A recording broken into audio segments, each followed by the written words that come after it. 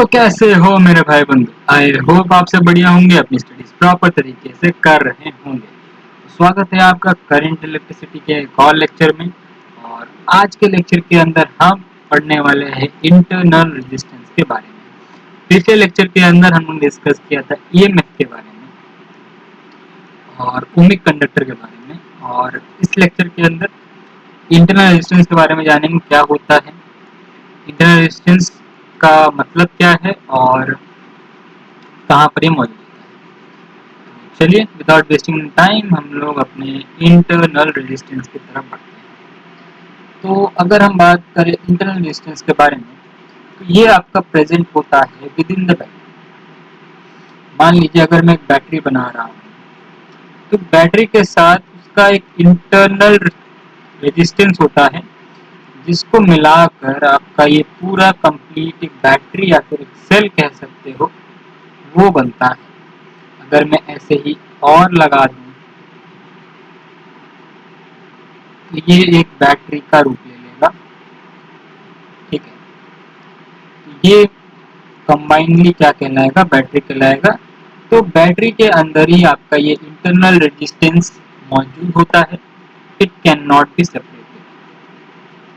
ठीक है, तो ये अगर मैं ये रेजिस्टेंस लिखूं, ये रेजिस्टेंस आपका इनबिल्ट होता है, inbuilt with in the battery,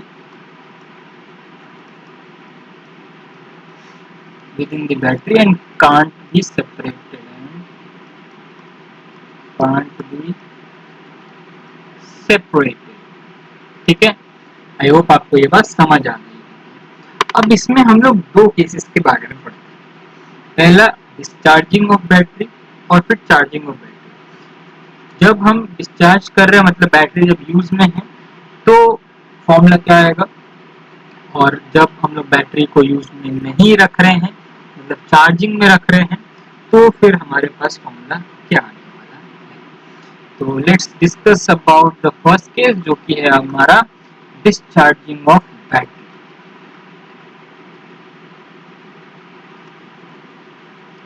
discharging of battery, discharging of battery का मतलब when battery is not in use, sorry battery is in use, discharging है ना। बैटरी जब हम लोग का यूज में हो रही हो तब हम लोग के पास फॉर्मूला क्या आता है, उसको एक सर्किट की मदद से देखेंगे ताकि हमें बेटर अंडरस्टैंडिंग मिल सके। चलिए, तो यहाँ पे मैं एक सर्किट बनाता हूँ छोटा सा प्यारा सा। ये आपका आउटर रेजिस्टेंस है, ठीक है, और इसके साथ मैंने एक सेल अटैच किया है जिसका एक इंटरनल रेजिस्टेंस है। अब जो आउटर रेजिस्टेंस उसको मैं दिखाऊंगा कैपिटल आर से, जो इंटरनल रेजिस्टेंस उसको स्मॉल आर, और यहाँ पे ये हो जाएगा इसका ईएमएफ। ठीक है, और इसके अक्रॉस क्या होगा, एक वोल्टेज डेवलप होगा। तो यहाँ पे इसमें करंट ऐसे फ्लो करेगा, नेगेटिव और पॉजिटिव टर्मिनल, और ये ऐसे पास। ठीक है, अब यहाँ पे मैं क्या लगाऊंगा, ओम्स लॉ लगाऊंगा, और यहाँ पे मैं ये वोल्टेज निकालने की कोशिश करूंगा। तो ये वोल्टेज कैसे निकलेगा, ये हमारा निकलेगा करंट के नेगेटिव डायरेक्शन में जा रहे हैं ये पूरा, तो ये हो जाएगा EMF minus V equal to I R. तो माइनस इसलिए लगा है क्योंकि ये करंट के नेगेटिव डायरेक्शन में रेजिस्टेंस लगा है, तो ये हो जाएगा आई आर। और अगर मैं निकालूँ तो इसका ये हो जाएगा, इस वाले के लिए वोल्टेज क्या हो जाएगा, V equal to I R. अगर मैं इन दोनों इक्वेशन को क्या करूँ, आपस में जोड़ दूं तो कैसा रहेगा। ठीक है, तो अगर मैं इस इक्वेशन को दोनों को आपस में जोड़ दूं तो हमारे पास इक्वेशन कुछ ऐसे बन के आएगा, E equal to I R होता है, और यहाँ पे ई माइनस आई आर, ये हो जाएगा आई, कॉमन आ जाएगा बाहर तो ये हो जाएगा r plus r is equal to e. ये हमारे पास ईएमएफ का फॉर्मूला आ जाएगा अगर हमारे पास रेजिस्टेंस गिवन हो दोनों का, तो आप हमारा ईएमएफ कैलकुलेट कर सकते हो बैटरी का। ठीक है, तो यहाँ पर ये बात आ गई। अगर आपको करंट निकालना है तो करंट का भी यहाँ से फॉर्मूला डिराइव हो सकता है, तो हो जाएगा EMF upon capital R plus small r। तो ये रहा बैटरी जब यूज में है तो आपका फॉर्मूला ये निकल के आएगा।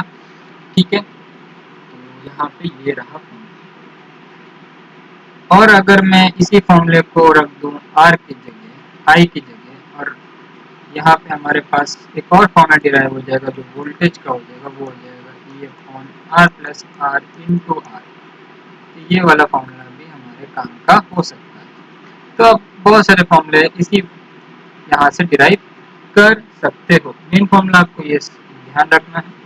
ठीक है, मेन फॉर्मूला क्या ध्यान रखना है, आपको ये सारी डेरिवेशन करनी आनी चाहिए। छोटे छोटे डेरिवेशन है, बस आपको ओम्स लॉ सही से अप्लाई करना आना चाहिए, तो आपको ये पार्ट अच्छे समझ आ जाएगा। ठीक है, चलिए अब बात करते हैं सेकंड केस की, जो कि है हमारा चार्जिंग ऑफ बैटरी की। ठीक है, अब बात करते हैं हम चार्जिंग ऑफ बैटरी। जब हम बैटरी को क्या कर रहे हैं, चार्ज कर रहे हैं, तो अब हमारे पास क्या फॉर्मूला आएगा। तो यहाँ पे अगर हम बैटरी को बैटरी से ही चार्ज कर रहे हैं, इसी बात है, अगर कोई बैटरी चार्ज हो रही है तो वो किसी दूसरे बैटरी से चार्ज हो रही होगी। ये रहा दूसरा बैटरी हमारे यहाँ पर। ठीक, तो ये हमारे पास दूसरी बैटरी से ये चार्ज हो रहा है। ये रहा हमारे पास हमारा सेल, जिसका इंटरनल रेजिस्टेंस हमें गिवन है। तो यहाँ पर क्या हो रहा होगा, अब करंट इस डायरेक्शन में फ्लो कर रहा होगा ताकि ये चार्ज हो पाए। ठीक है, चलो अब इसके ऊपर हम लोग क्या लगाते हैं, ओम्स लॉ अप्लाई करते हैं। तो यहाँ पे ओम्स लॉ अप्लाई करेंगे तो हमारे पास V equal to EMF plus IR आएगा। प्लस क्यों, क्योंकि ये अपोजिट डायरेक्शन में इस बार नहीं है, इस बार सेम डायरेक्शन में ही है। तो यहाँ पर ये बात है। तो यहाँ पर क्या हो रहा है, जो वोल्टेज है वो EMF से ज़्यादा है, और पहले वाले केस में क्या था, जो EMF था क्योंकि माइनस था, तो ये जो वोल्टेज था वो EMF से कम था। ठीक है, तो यहाँ पर आपको ये बात का ध्यान रखना है। असर्शन रीजन या फिर स्टेटमेंट बेस्ड क्वेश्चन में बनाया जा सकता है चार्जिंग और डिस्चार्जिंग बैटरी को लेकर। ठीक है, तो यहाँ पे ये रहा फॉर्मूला, और यहाँ पे ज़्यादा कुछ केस नहीं है, यहाँ पे यही केस है, क्योंकि यहाँ पर हम लोग कोई अदर रेजिस्टेंस नहीं है। ठीक है, आप ऐसा समझ लीजिए, मान लीजिए अगर आपका फ़ोन है, जब आप फ़ोन यूज़ कर रहे हो तो प्रॉपर फ़ोन यूज़ हो रहा है, उसमें डिस्चार्ज हो रहा है बैटरी का, और पूरा बैटरी का मदरबोर्ड एक रेजिस्टेंस है जो कि वो यूज़ कर रहा है उस बैटरी को। जब हम चार्जिंग पे लगा रहे हैं तो वहाँ पे कोई भी चार्जिंग का अभी हम लोग यूज़ नहीं कर रहे, मतलब फ़ोन यूज़ में नहीं है। ठीक है, कोई एप्लीकेशन चल नहीं रहा है, तो मदरबोर्ड काम नहीं कर रहा, मतलब मदरबोर्ड रेस्ट में। तो तब क्या हो रहा है, जो भी हमारा चार्जर है वो एक बैटरी का काम कर रहा है, और वो अपने मोबाइल की बैटरी को चार्ज प्रोवाइड कर रहा है। और जो फॉर्मूला हम लोग का निकलेगा, जो वोल्टेज आ रहा है चार्जर से, और जो बैटरी का EMF है मोबाइल की बैटरी का, और उसका जो इंटरनल रेजिस्टेंस और कितना करंट जा रहा है, वही हमारा वोल्टेज कहलाएगा, और वो वोल्टेज ज़्यादा रहता है बैटरी के EMF से। आई होप आपको ये बात समझ आई होगी। ठीक है, प्रैक्टिकल चीज़ें हैं, थोड़ा सा दिमाग लगाओगे तो समझ आएगा। अब यहाँ पे कुछ पॉइंट्स मैं आपके सामने डिस्कस करना चाहूँगा, कुछ नोटेबल पॉइंट्स हैं जिसको मैं यहाँ पे आपको बताना चाहूँगा कि जो भी आपका EMF है बैटरी का, EMF of battery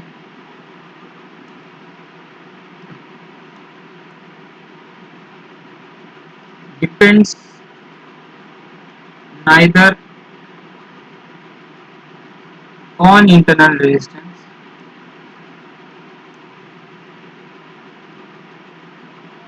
on internal resistance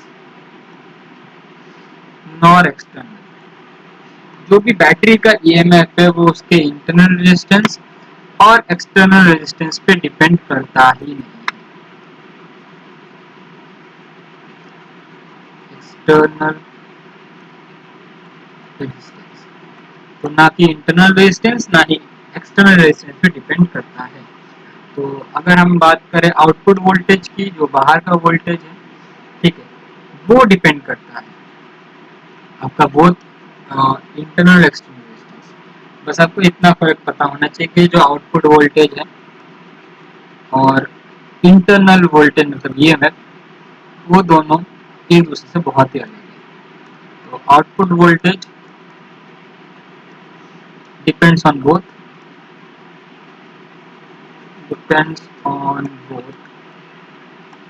internal external resistance, but EMF आपका ना ही दोनों पे डिपेंड करता है।